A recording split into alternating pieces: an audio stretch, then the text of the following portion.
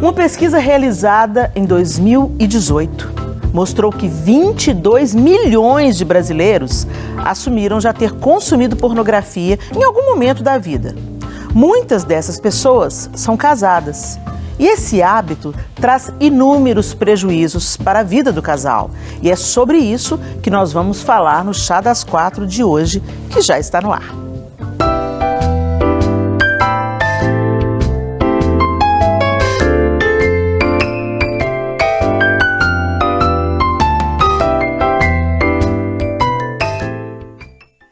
Pois é, gente, a Simone Lacerda, entendeu? Essa mulher ocupadíssima, ela elegeu um dublê para ela, né? Hoje ela não vai estar no programa novamente, né, com a gente, e por isso nós recebemos mais uma vez a nossa querida Priscila Ribeiro. A Simone confia nela, enviou a Priscila Ribeiro novamente, e seja muito bem-vinda mais uma vez, Priscila. Obrigada, Helena, querida, é um prazer estar aqui com vocês, com todo mundo de casa, sempre muito bom, sempre uma conversa muito gostosa e necessária.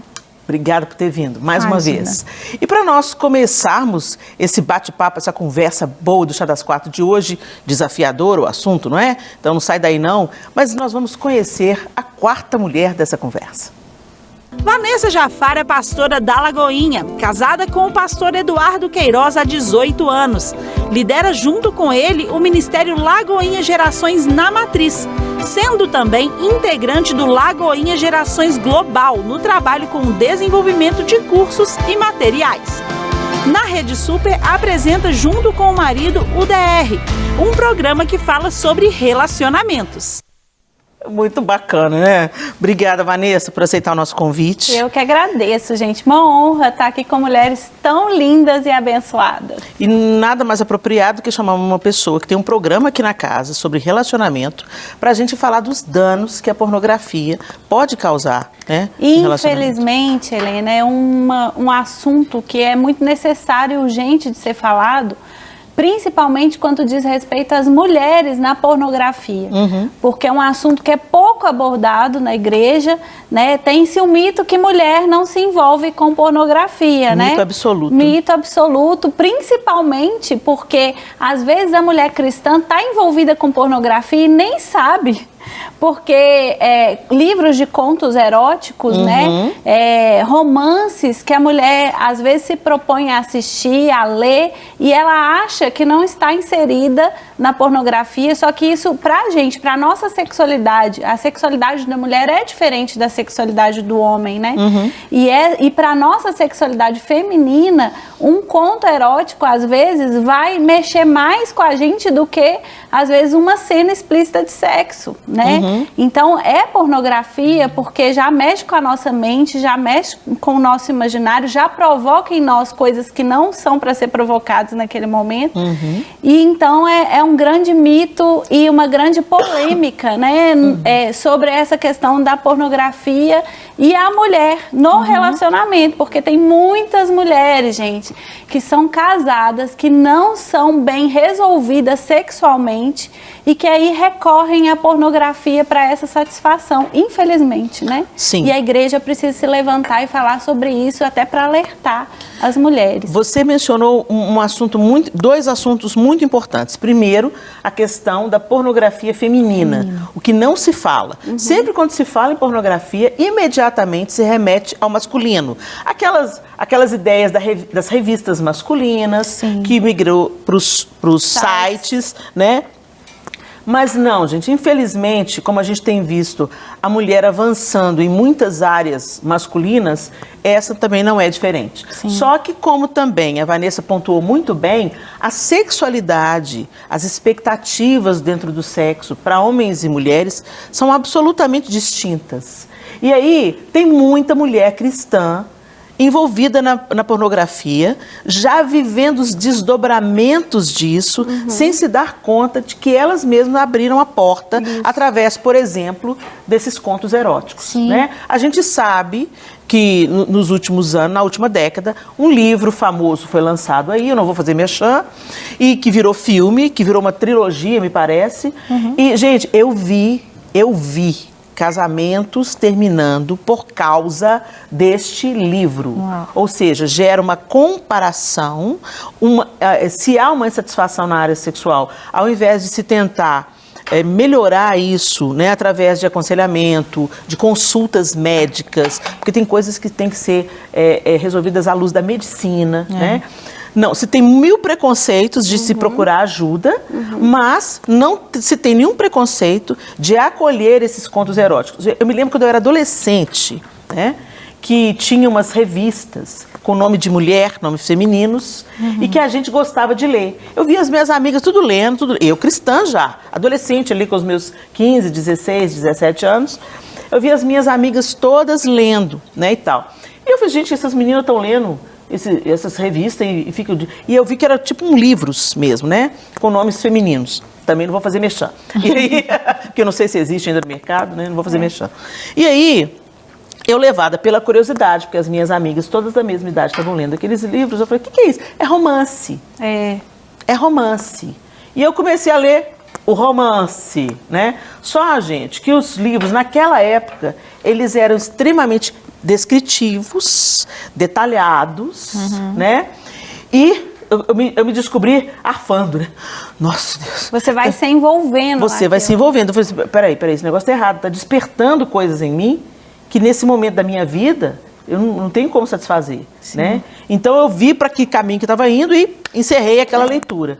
Mas aí as coisas ficaram sofisticadas e começaram então a ser acolhidas, inclusive como vamos apimentar o casamento. E hoje voltou essa questão desses livros de romance, voltou com tudo. Sim. A mulherada tá assim consumindo mesmo, né? Muito. Essa trilogia, inclusive, que a Helena citou, a maioria, né, de quem consome, de quem comprou, de quem fez o mercado girar, foram mulheres, em sua maioria esmagadora, né? E é interessante que essa questão da pornografia, ela é tão irreal, porque é uma coisa tão montada, né? Sim. Que é completamente impossível de se praticar qualquer coisa nesse nível, até porque boa parte do que acontece nas cenas pornográficas que são consumidas é literalmente um estupro para todo mundo ver, é quase que um estupro, né? Então, assim, no dia a dia, por isso que os casamentos se desfazem, porque é também por isso, né? Tem muitos desdobramentos, né?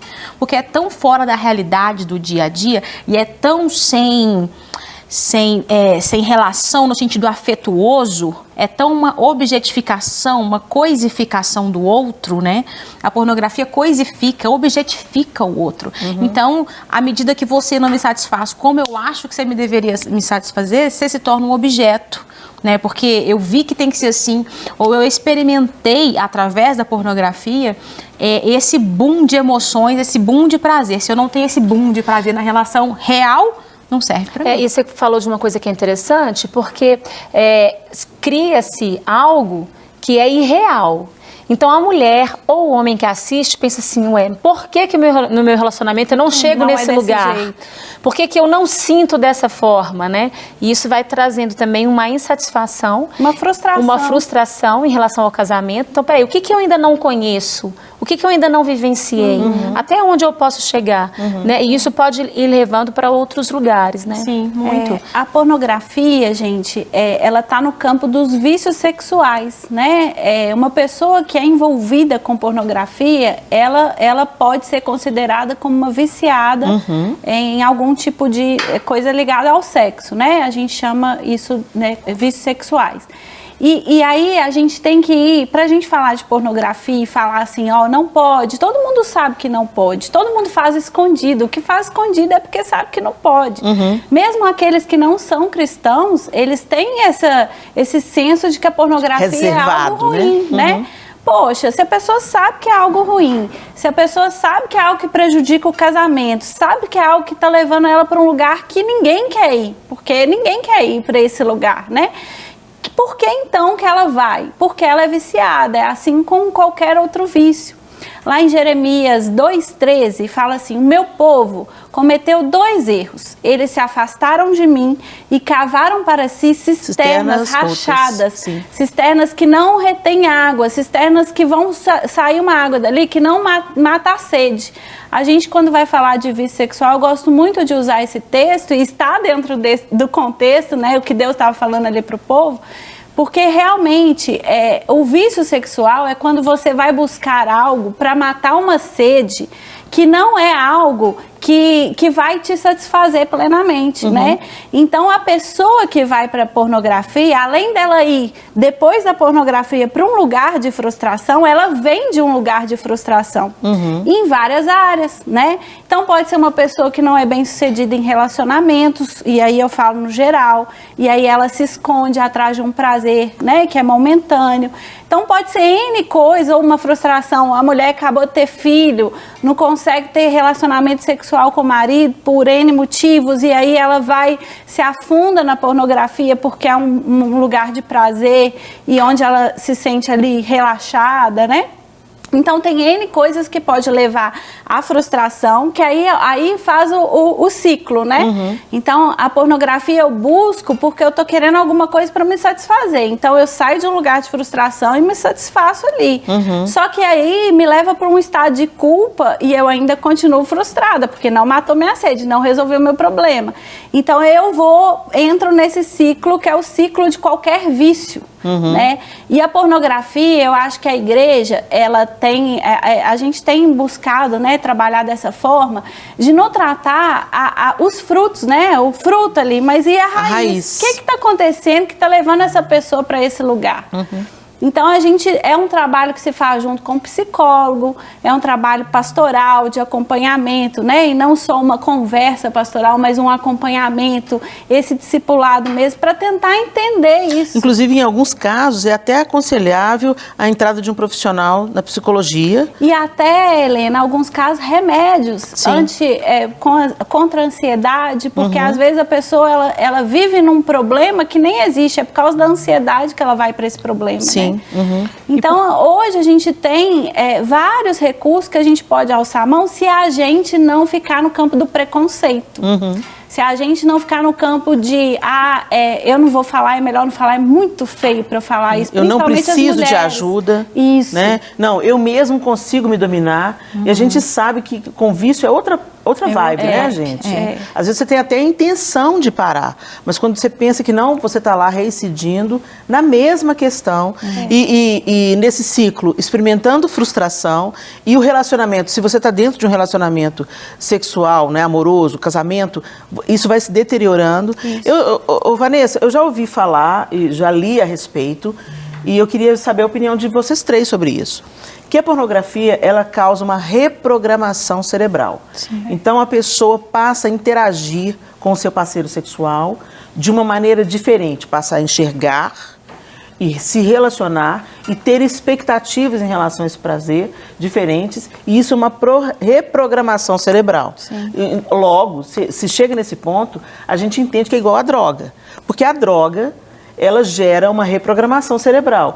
O cara está tentando parar, ele sabe que aquilo é destrutivo para a vida dele, de acordo com a droga que ele consome, mas o cérebro dele entende que ele precisa daquilo como precisa de comida e água. Né? Sim, Helena, isso eu já li algumas coisas e ouvi outras coisas sobre a pornografia, que ela realmente ela faz uma reprogramação em algumas sinapses que a gente tem no nosso cérebro. Então, uma reprogramação dos nossos neurônios, porque o nosso cérebro não foi feito para ter grandes quantidades de prazer de imediato, né? Então, assim, a relação sexual de uma mulher com um homem, ela acontece ali, não é todo tempo, toda hora, e não tem um boom de emoção que descarrega de imediato.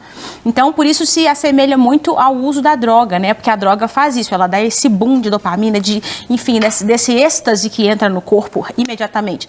Então, o que acontece com o cérebro? Ele vai fazendo, é como se ele pensa num matagal, assim, né? E o nosso cérebro, ele vai se reprogramando. Então, quando você dá esse boom de emoção, de sensação de prazer para ele, e ele não estava pronto para isso, opa! Aí ele pede de novo. E você cria esse caminho como se você fosse, igual a gente anda no meio do mato e vai criando aquele caminhozinho ali, sabe? Você cria aquele caminho para o seu cérebro, então ele sempre, porque o nosso cérebro ele é reprogramável, ele sempre vai querer de novo o mesmo boom inicial. Só que na segunda e na terceira vez, quando você consome de novo a pornografia, o boom inicial já não acontece mais. Por isso que é um buraco sem fundo. Por isso que você precisa sempre consumir mais e ir para outras nuances. E como a Helena disse, como é que é, Helena? Tem o fundo do poço tem porão, né? O fundo do poço tem porão. O fundo do poço tem porão. Sem falar que quando você está em um relacionamento com alguém, não é o seu cônjuge, né? Você tá participando ali, você é inserido num ato sexual que não é com aquela pessoa que você fez as suas palavras de respeito, de cumplicidade, de fidelidade. Então, o sentimento que causa na outra pessoa é o sentimento, né, de rejeição, é o sentimento de traição, porque não é com aquele cônjuge. Eu já ouvi um casal em específico, a mulher me procurou, mulher mais madura mesmo, falando que o marido tinha proposto, né, uma coisa assim diferente. Ela inicialmente não achava que era interessante, mas por causa dele ela entrou nesse mundo, né? E depois a coisa virou, porque ela, naquele momento, ela aproveitou do cenário, só que depois ele ficou registrado na mente o que ela vivenciou que não foi com ele. Então o casamento praticamente acabou, porque ele começou a chamar ela de tudo que vocês puderem imaginar, porque ele viu ela de alguma forma se satisfazendo com alguém que não era ele, né? Então, esse lugar onde você se realiza com quem não é a pessoa que você prometeu ali uma fidelidade, que é o parceiro, isso aí abre milhares de brechas emocionais, psicológicas e espirituais que a gente não consegue nem calcular. Isso sem contar nas outras questões que a pornografia pode ser o catalisador, como a pedofilia, né? Como estupros, a violência contra a mulher, a violência sexual contra a mulher, né? Então, muitas vezes o cara já tem uma tendência, já tem uma emoção adoentada e ele é nutrido pela pornografia, que busca essa satisfação, que numa relação normal ele não encontra mais, porque está viciado nesse sexo bruto, violento, que objetifica o outro, né? Eu acho tão interessante, porque pelo que eu tenho notícias, né? Eu nunca consumi pornografia pesada, né? Mas pelo que eu tenho notícias, por quem já consumiu, falou, sempre a mulher, dentro dos filmes pornográficos e tal, a mulher ela tem uma posição subjugada, ela é usada, ela é um objeto. É o caso dessa série que você falou, de livros. Eu assisti o filme e, para ser bem sincera, eu fiquei olhando para aquilo e falei, gente, como que uma mulher pode olhar isso, igual você falou, as mulheres que consomem, mas como uma mulher pode olhar isso e achar isso interessante? Porque, inclusive, dentro dessa pornografia, nesse caso, o prazer que o rapaz tinha era em ver a mulher sofrer. Então, a gente tem aí alguns níveis de pornografia que são completamente contra o que o próprio sexo em si faz. E isso é tão doido, porque eu conheci um casal não cristão, namorados, e eles se relacionavam, né? E o homem veio me pedir um conselho, né? Nos pedir, a mim e o João Lúcio. Me pediu um conselho, por quê? Porque a namorada falou com ele que ele era e falou o nome do personagem filme masculino, né, do filme, e falou, você é o meu fulano de tal, e eu quero que você faça comigo o que o fulano de tal faz. E ele falou assim, eu não consigo fazer isso com ela, porque eu respeito, eu gosto dela, eu quero casar com ela. Embora eles não vivam a realidade do cristianismo, ele estava se relacionando com a namorada, se relacionava sexualmente com ela, como aqueles que, né, não têm a mesma formação que a gente, e mas ele queria se casar, ele a amava. E ele falou assim, eu não consigo tratar ela dessa maneira, como é que eu faço? O que eu faço? Então, você vê um nível que se fala muito em independência feminina, em valorização feminina, enquanto tem tantas mulheres que nutrem a pornografia e sabem que aquilo vai custar algo muito caro para outras mulheres. Sim, né? sim. O cara consome a pornografia, você está ali, vamos supor, uma atriz de filme pornô, ela está ali, ela escolheu estar ali, ela foi paga por aquilo, e apesar dos sentimentos que ela pode experimentar dentro daquela realidade, ela optou por aquilo, né? E aí ela sai dali, e já vi muitas atrizes falando, não tem nada a ver, é o meu trabalho. Só que o psicopata, o adoentado emocionalmente, assiste aquela cena e sai dali e vai estuprar a menina que está saindo do trabalho, que não escolheu aquela realidade. Então muito se fala hoje da emancipação feminina, de mulheres protegendo mulheres, de mulheres cuidando de mulheres, né? De nós não admitirmos abuso umas contra as outras. Isso é uma meia-verdade absurda do nosso tempo. Precisa muito caminhar por esse discurso para ele ser verdadeiro, né? Sim. Do jeito que tá, não é nada verdadeiro. Agora, é interessante falar que a pornografia, ela é a forma de um prazer egoísta, né? O princípio da pornografia é esse. Você pode até praticar pornografia acompanhado, mas como esse casal aí que a Isa, né, contou, ele propôs porque ele queria o prazer, né? Afinal, no final das contas, ele saiu muito prejudicado nisso, né? E confuso nas suas emoções. Mas a pessoa vai para a pornografia em busca de um prazer egoísta. E é o contrário do que Deus propõe para o relacionamento, né? E é o contrário do que Deus propõe para qualquer ser humano. O cristianismo nada tem a ver com egoísmo, né? Então a gente pode falar de pornografia em vários níveis, né? A gente já falou aqui de ser um vício sexual, de ser algo que vai te levar para um lugar de frustração, que você vem de um lugar de frustração, mas também se a gente for olhar nesse campo, né, do cristão mesmo, é um lugar que não é para o cristão estar. Porque é um lugar de prazer egoísta. Você vai para a pornografia visando o seu prazer. E num sexo, por exemplo, numa relação sexual dentro do casamento, o marido e a mulher têm que ter consciência que eles estão ali para se satisfazerem, né? Esse é o princípio de uma relação sexual de um casal cristão, né? Então a gente tem que mudar isso na cabeça das pessoas, porque eu acho que a forma que a igreja falou ou não falou, né, sobre sexo durante muito tempo deixou essa cultura até desse prazer egoísta, inclusive quando não se pratica pornografia. E aí, não estou justificando, mas pode ser algo que leve até as mulheres a procurar a pornografia, porque ela não se sente no direito de na relação sexual com o próprio marido, falar assim, conversar e falar, olha... Isso eu gosto, isso eu não gosto. Entendeu? A cultura, às vezes, atrapalha. E aí a mulher vai se enveredar por esse caminho por causa de uma frustração na cama com o esposo, né? Não estou falando aqui, e acho que a gente não tem que levantar essa bandeira de que todo relacionamento de marido e mulher tem que ser mil maravilhas, porque a gente sabe que é uma construção, depende de vários fatores, como Sim. você falou, pode procurar médico, e a gente não pode ficar aqui levantando bandeiras utópicas, né? Sim, sim. Mas é algo que a mulher e o marido devem conversar. Porque prazer egoísta não está dentro da Bíblia. A gente aqui, acho que todas nós podemos ser bem sinceras nisso, né? A relação sexual, ela é uma construção. É uma Sim, construção. Exatamente. Às vezes não é às vezes, de anos. De anos. Sim. Né? Não é uma coisa, primeira vez lá, nossa, olha aí, alcancei tudo. Não é assim. Sensação da lua de mel, né? Às vezes a gente tá ali preparando pra casar, a gente tem uma idealização de que a lua de mel é maravilhosa, né? E Tem um psicólogo que vem muito aqui na rede que ele fala o seguinte, olha, mulher deveria ser proibida de assistir filme romântico até os 45 anos. Estamos de volta com o nosso Chá das 4 e hoje nós estamos recebendo a pastora Vanessa Jafar e nós estamos conversando sobre um tema importante, gente, como a pornografia tem afetado os relacionamentos conjugais.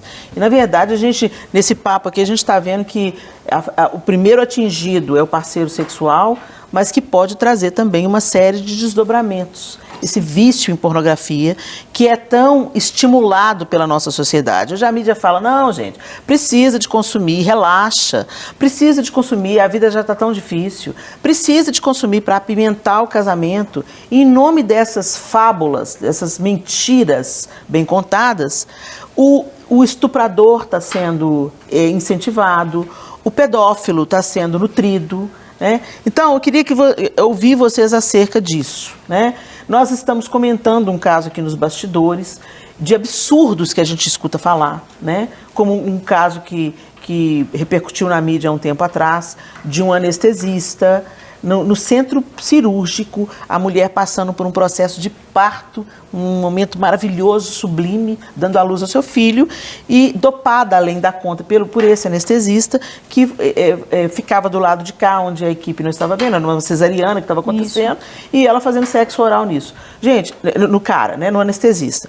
É uma aberração, quando a gente pensa que já ouviu de tudo quanto é absurdo nessa vida, em relação às práticas sexuais, aos vícios sexuais, a gente se depara com uma história absurda como essa. Sim. Aí a gente pensa, no pano de fundo desse, tem jeito de acontecer uma coisa dessa sem ele ter sido estimulado ou regado, pelo menos? Quase impossível, Helena. Assim, a gente não sabe da história dessa pessoa específica, desse médico, mas a gente tem tantos outros casos, mas na minha percepção, na minha opinião, é quase impossível uma pessoa chegar nesse nível de loucura dentro de um bloco cirúrgico, ele ter essa coragem com outros médicos trabalhando do lado dele, enfermeiros, ele se expor nesse nível sem que ele esteja vivenciando esse nível de pornografia em outro ambiente. Agora, eu acho importante, a gente, então, sabendo disso, a gente falar sobre isso no ambiente da igreja. O que uma vez eu fui chamada para falar numa conferência feminina e eu fui eleita. Eu fui eleita para falar sobre sexualidade, né? E aí eu fui falar sobre sexualidade à luz da palavra de Deus e tal e tal. E eu percebi, gente, eu sempre acho que a sexualidade, ela foi criada por Deus. O diabo usurpou, como fez com tantas outras coisas, e distorceu, corrompeu, né, aquilo que Deus fez. A sexualidade é algo tão elevado e tão sublime que através do sexo que novos seres humanos são gerados. Né? Então é algo magnífico, sublime, elevado. E o diabo está, né, usando as fendas da alma humana do caráter deformado pela queda, impondo essas monstruosidades do nosso tempo.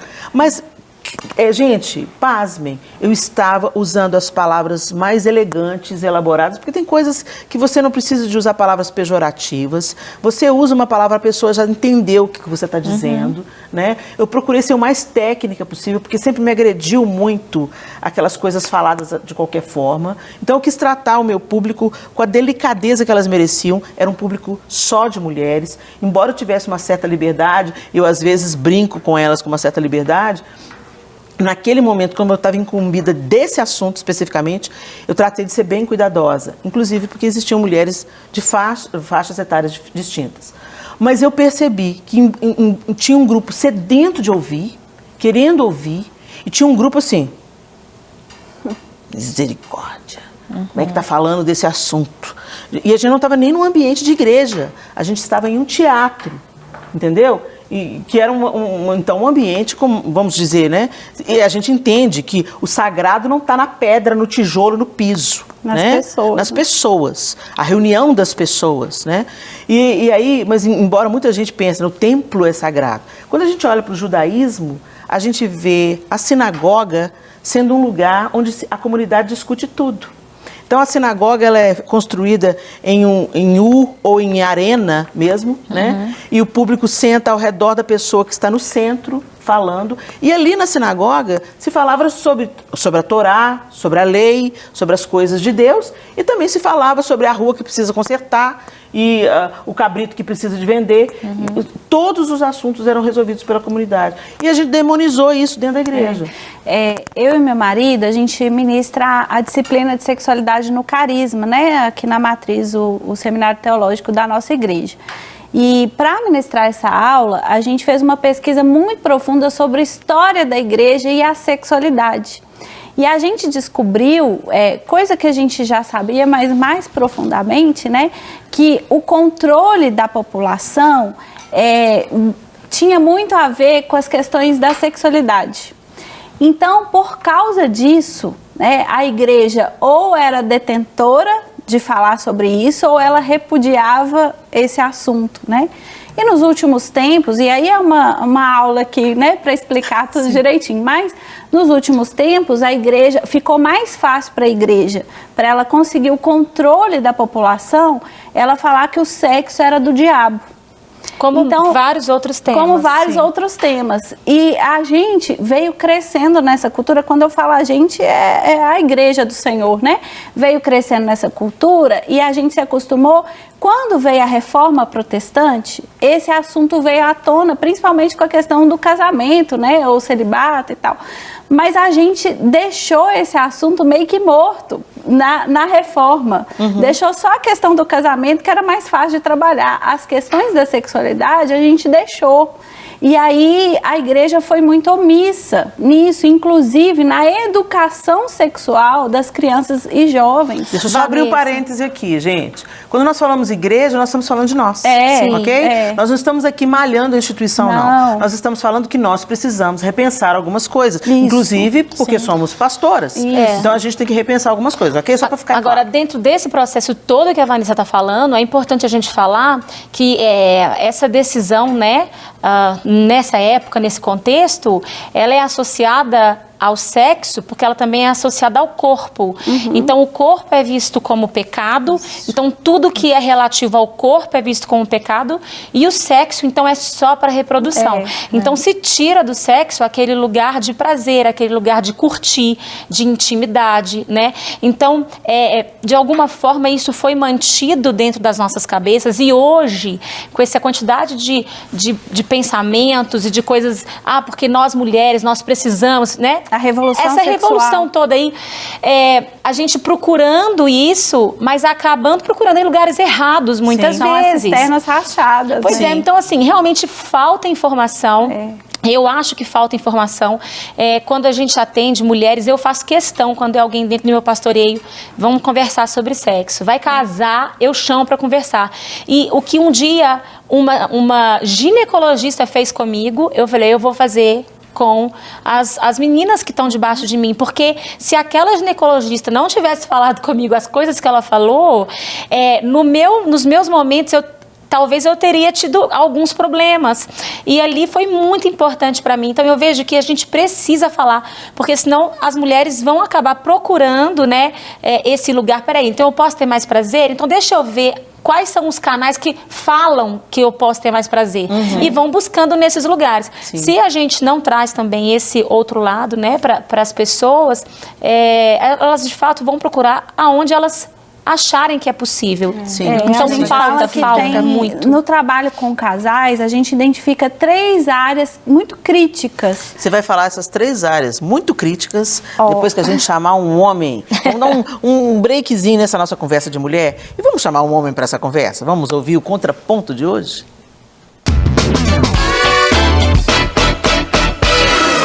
Atendendo casais há muitos anos, eu percebo o quanto esse tema, pornografia, esse hábito, ele está presente no universo conjugal, às vezes para poder, com a desculpa, né, de apimentar a relação, inclusive entre casais de cristãos. Sabiam disso? Que buscam a prática da pornografia também com essa desculpa de colocar mais fogo no relacionamento. Mas o que a gente percebe é um efeito inverso. O esfriamento, muitas vezes, desses relacionamentos. Uma pesquisa recente apontou que cerca de 35% dos homens que consomem pornografia com regularidade têm um desejo menor, né, pelo sexo real com as suas parceiras. Isso causa o quê? Um esfriamento, às vezes vai existir um afastamento entre os parceiros, podendo levar, né, ao divórcio, à separação, às vezes uma traição real. Isso é muito ruim para a qualidade, né, da família como um todo. Eu sempre costumo dizer que o centro da família não são os filhos, mas o casamento. É o laço, né, entre o casal que faz com que a família seja forte. E a gente percebe como a pornografia ela tem entrado, né, na intimidade do casal, gerando uma série de prejuízos. Prejuízos esses que são de nível sexual, tem desenvolvido, né, os casais têm desenvolvido várias disfunções sexuais, como a disfunção erétil, a ejaculação precoce, outros problemas também nesse aspecto. porque a pornografia ela causa uma mudança, né, no centro de recompensa no cérebro do homem e da mulher, ou seja, cada vez mais a pessoa ela vai querer uma intensidade maior. Inclusive tem pesquisas mostrando que o uso da pornografia ele é mais viciante do que o uso de algumas drogas. Então é interessante como, né, a pornografia ela faz com que o usuário se vincule muito facilmente, seja muito difícil, né, sair, né, dessa prática sem ajuda externa, sem uma psicoterapia, às vezes até a necessidade de uma ajuda medicamentosa, né, prescrita aí por um psiquiatra para diminuir e evitar essas crises de abstinência que muitas vezes a ansiedade causada pela diminuição ou corte, né, do uso da pornografia, assim como acontece em outras drogas, às vezes a medicação ela vai ser necessária também. Então o casal precisa sim estar muito consciente disso. Nem sempre o homem ele tem uma consciência disso como um problema. É interessante porque na década de 70 as pessoas usavam cigarro no avião, né, e não viam problema nisso. Hoje é inadmissível fumar, né, dentro de uma aeronave. Eu imagino que daqui a um tempo esse problema da pornografia vai se tornar algo realmente insustentável, porque as pessoas estão mudando a forma, a lente como elas enxergam umas às outras, como valorizam umas às outras, ou seja, o olhar está contaminado. As pessoas são mais objeto, né, e não são olhadas como pessoas. Isso também interfere muito no relacionamento conjugal, além de outros prejuízos, tá? Então é importante que o casal esteja atento. Às vezes o tratamento vai demorar de 6 a 9 meses, a depender do caso. Então é preciso que o casal busque ajuda para poder tratar e se ver livre de uma vez por toda desse vício. Excelente a colocação aí do Samuel Vermelho. Obrigada, Samuel, pela sua colocação pontual e de acordo com tudo aquilo que a gente já conversou aqui. Homens e mulheres estão ali na mesma página sobre pornografia. Fala pra gente, Vanessa, eu te interrompi quando você ia falar que tinha três pontos críticos na vida de um casal. Eu acho que são os pontos que levam realmente, os principais pontos que levam realmente a uma crise conjugal, né? É a comunicação ou a falta de comunicação, a questão financeira, afinal um casal sem ter dinheiro para comprar comida para os filhos ou sem ter dinheiro para pagar o aluguel, não tem como ficar bem, né? E a questão sexual. Então eu acho que esses 3 pilares na vida do casal tem que ser muito bem observado. E às vezes a gente fala muito sobre os outros assuntos, mas deixa de falar sobre a questão sexual por achar que é algo íntimo demais pra gente falar, né? Só que, como a Helena falou, tem como a gente falar sobre esse assunto de uma forma elegante, né? Com princípios bíblicos, porque a Bíblia traz resposta para tudo. Sim. Né? Sem a gente invadir a intimidade das pessoas, mas alertando elas que em Deus a gente tem resposta para isso, né? É isso aí, é isso aí. Meninas, nós já estamos caminhando para o fim desse programa que estava tão bom. Ô, gente, vocês estão gostando do Chá das 4? Indica, pessoal, para suas amigas, para os seus amigos também.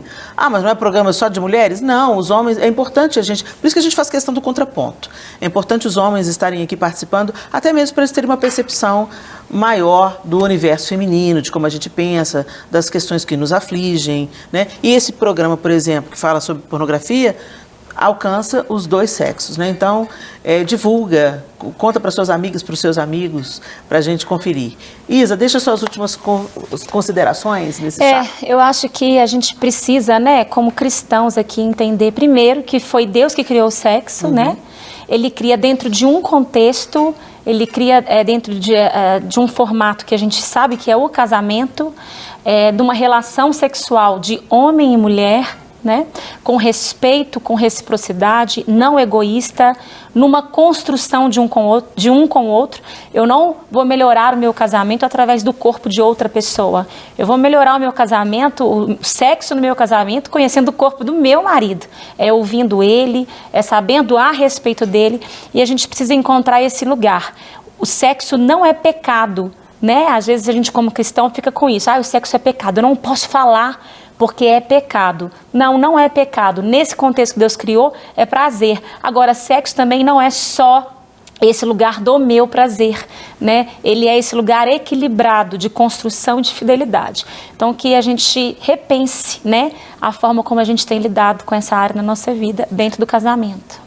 Você, Priscila? Olha, eu acho que assim, a gente tem que deixar alguns mitos para trás, a começar pensando nessa questão do corpo, que a Isa citou nesse bloco anterior, do pecado estar no corpo, né, no corpo físico, e consequentemente a gente acaba deturpando a visão que a gente tem da sexualidade e do sexo. Por isso muitas vezes é tão difícil confessar este pecado, porque parece que ele é pior do que muitos outros pecados, né, porque está envolvendo o corpo em si, a área sexual.